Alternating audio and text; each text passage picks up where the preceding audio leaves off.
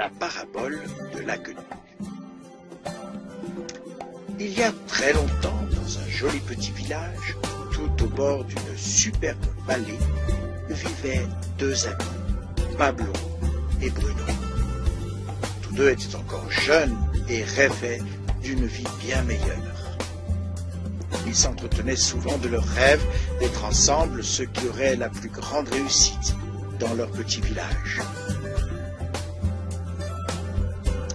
Ils n'avaient pas peur de retrousser leurs manches et de travailler dur pour y arriver, et cherchaient donc toutes les occasions de pouvoir atteindre leurs objectifs et ainsi de pouvoir réaliser leurs rêves.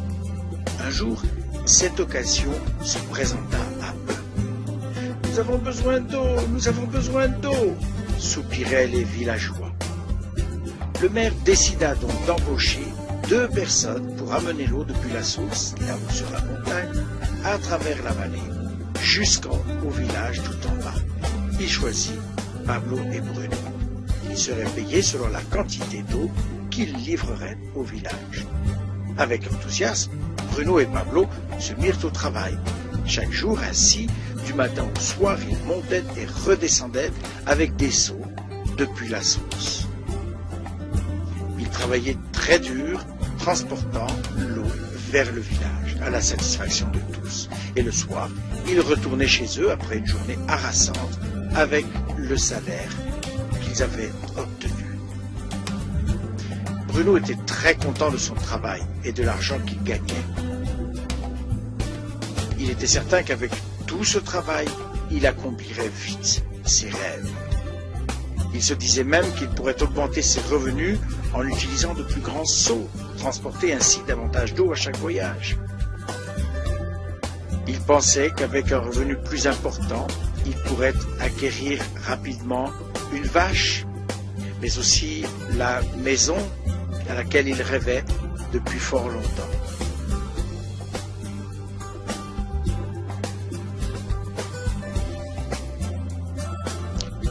De son côté, Pablo, peut-être parce qu'il était plus menu, n'était pas satisfait.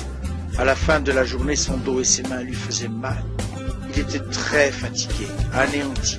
Il se mit donc à réfléchir à un moyen de gagner plus autrement. Un jour, une idée lui vint. Il imagina construire un aqueduc pour amener l'eau de la source jusqu'au village. Avec cet aqueduc, il pourrait amener énormément d'eau au village sans ces interminables va-et-vient depuis la source. Il devint vite très excité au sujet de son idée et commença à élaborer des plans à ce sujet. Pablo, bien sûr, partagea son idée avec son cher ami Bruno et lui proposa de se joindre à lui pour travailler à la réalisation et la construction de cet aqueduc. Mais Bruno pensa tout simplement que c'était une idée folle. Tout ce à quoi Bruno pouvait penser était ce qu'il pouvait acheter avec ce qu'il avait gagné le jour même, et comment y arriver plus vite. Il pensait que cette construction, justement, le ralentirait et lui empêcherait de réaliser son rêve. Alors il décida plutôt de se procurer de plus grands seaux encore. Et il fit encore plus d'allers-retours pour aller chercher cette eau. Il gagnerait forcément davantage d'argent ainsi. Pablo, lui, décida de construire tout seul son aqueduc. Oh, il savait que ce ne serait pas facile à faire et que cela lui prendrait du temps d'achever tout cet ouvrage. Il savait que cela pourrait prendre des années pour le terminer, mais il fixa son esprit sur son but. Il travaillait chaque jour tout en transportant de l'eau comme auparavant, mais dans ses week-ends et ses temps de loisirs, il travaillait dur à creuser le sol, souvent rocailleux, et à construire son aqueduc. Le premier mois, son travail ne se voyait pas beaucoup, et Bruno et les villageois qui le voyaient riaient et se moquaient de lui.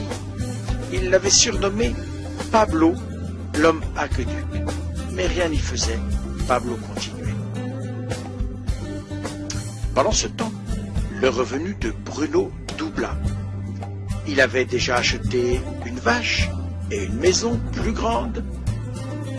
Il pouvait maintenant passer du temps au café après le travail pour pouvoir profiter de ses revenus durement acquis avec l'eau qu'il avait livrée au village. Mais ce dont Bruno ne se rendait pas compte, c'est que son corps commençait à bien se fatiguer de porter des seaux aussi lourds chaque jour.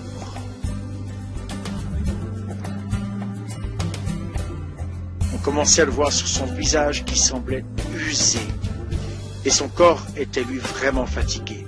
Rapidement, il commença à transporter de moins en moins d'eau, en raison de son corps qui n'en pouvait plus.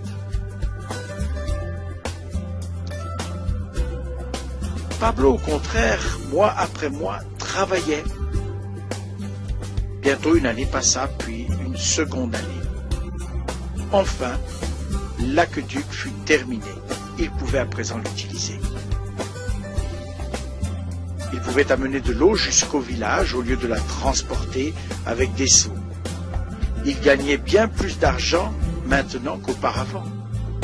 L'eau coulait constamment, sans que Pablo n'ait à travailler, pendant qu'il dormait, pendant qu'il mangeait. Oui, l'eau coulait en permanence. Intérieurement, Pablo était heureux et fier de sa persévérance et de son dur travail. Maintenant, les revenus affluaient, tout comme l'eau, grâce à l'aqueduc.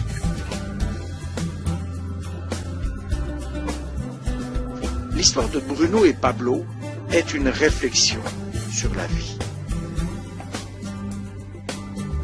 Presque tout le monde fait un travail un peu comme celui de Bruno pour gagner de l'argent.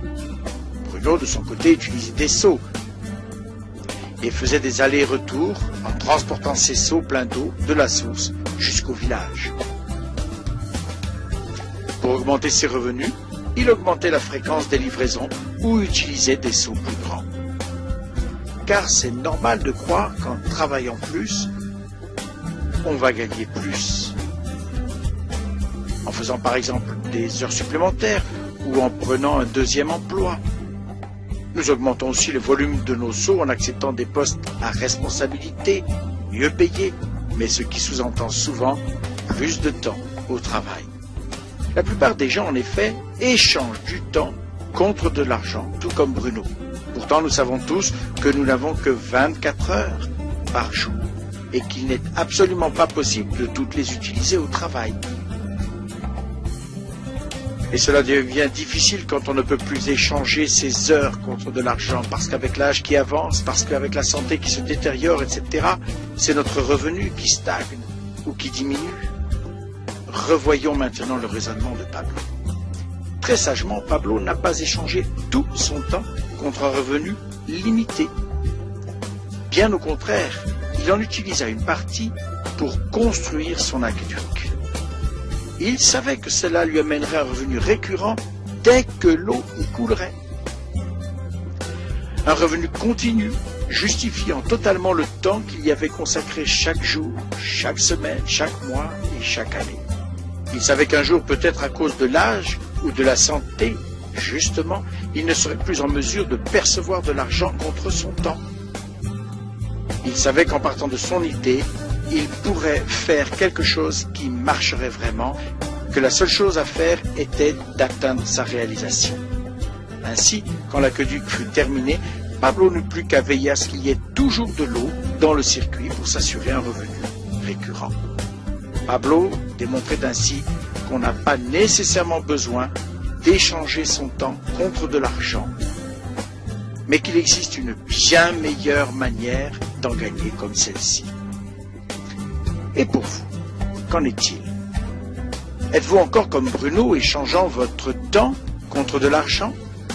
Ou bien voulez-vous être comme Pablo à construire et entretenir votre aqueduc pour un revenu continu? Si vous êtes intéressé par la construction de votre propre aqueduc, contactez au plus vite la personne qui vous a invité à voir cette présentation. Vous pouvez en effet commencer à le construire dès aujourd'hui.